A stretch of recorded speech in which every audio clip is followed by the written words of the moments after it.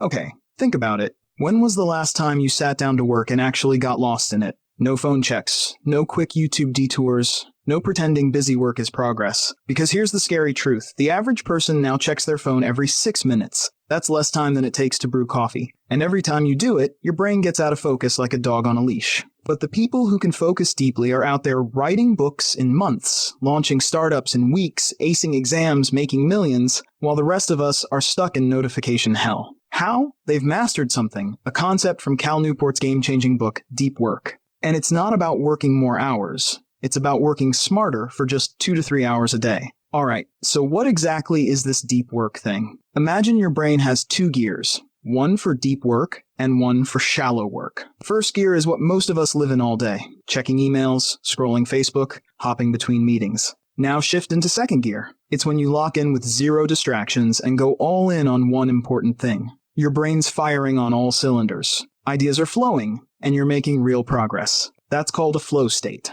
Harvard researchers found we're 500% more productive in these states. But here's the catch. Your brain has this annoying habit called attention residue. Every time you switch task, like going from writing a report to checking a text, part of your brain stays stuck on the old task. Neuroscience shows it takes 23 minutes to refocus after an interruption. One Instagram break could cost you half an hour of prime focus. Bill Gates was famous for his think weeks, where he'd disappear to a cabin with just books and no distractions. And your brain actually reshapes itself when you practice deep work regularly. It's called neuroplasticity. That's why some of the world's best scientists, writers, and entrepreneurs seem to get so much done in what looks like a short workday. They're not working longer, they're working deeper. The 4 rules of deep work. Here's the first rule of deep work. You gotta stop working like a light bulb and start working like a laser. What's the difference? A light bulb sprays energy everywhere but doesn't actually do anything. A laser takes that same energy and focuses it so intensely it can cut through steel. Most of us work like that light bulb all day, scattered between emails, Slack, and just quick Google searches. Exhausted, but nothing important gets done. We treat focus like it's magic, waiting for inspiration to strike. But lasers don't hope to focus. They're engineered to.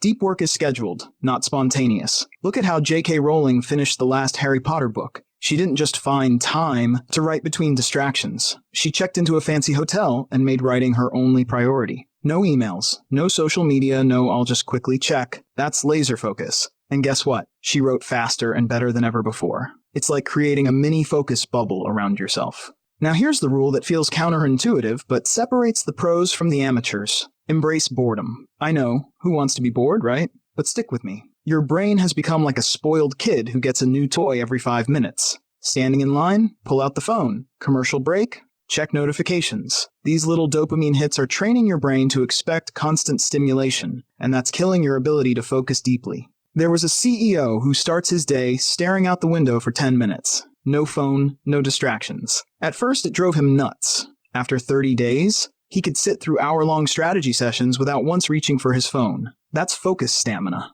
Ever notice how shower thoughts are often genius? That's your brain finally getting space to think deeply without constant interruptions. And once you get comfortable with boredom, you'll start having your best ideas in these quiet moments. Alright, time for the rule nobody wants to hear. Quit social media. Or at least put it through the ringer. Before you close this video, hear me out.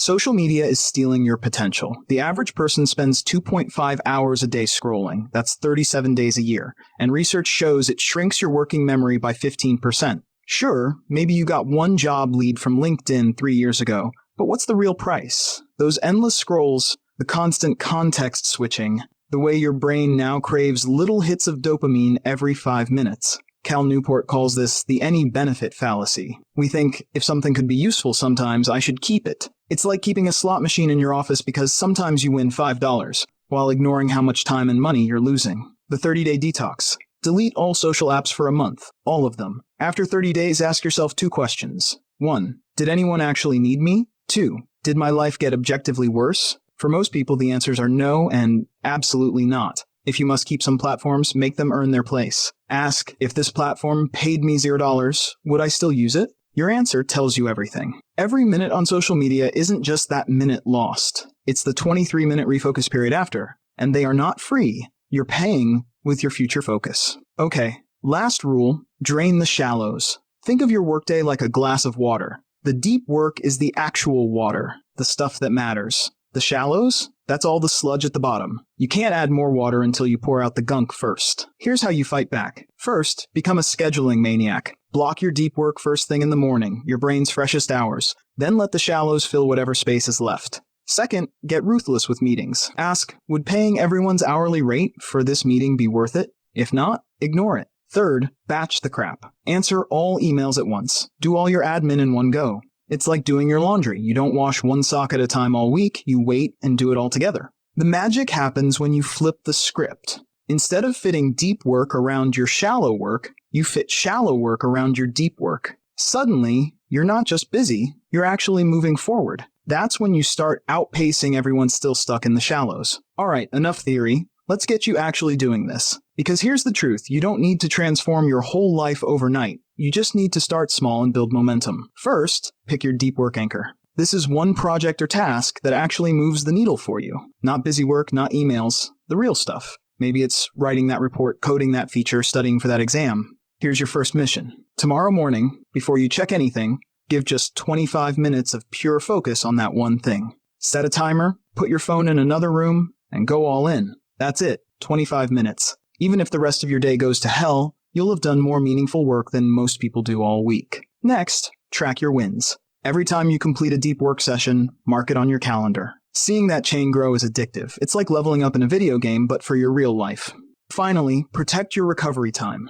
Your brain isn't designed for non-stop focus. After deep work, take real breaks. Walk outside, stare at a wall, do some push-ups. Not more screen time. Remember, this isn't about perfection. Some days you'll crush it, other days you'll get distracted. But every minute of real focus is another rep for your attention muscles. Start small, stay consistent, and watch what happens when you actually give your best work the space it deserves. And hey, if this video was helpful, smash that like button and subscribe for more amazing videos.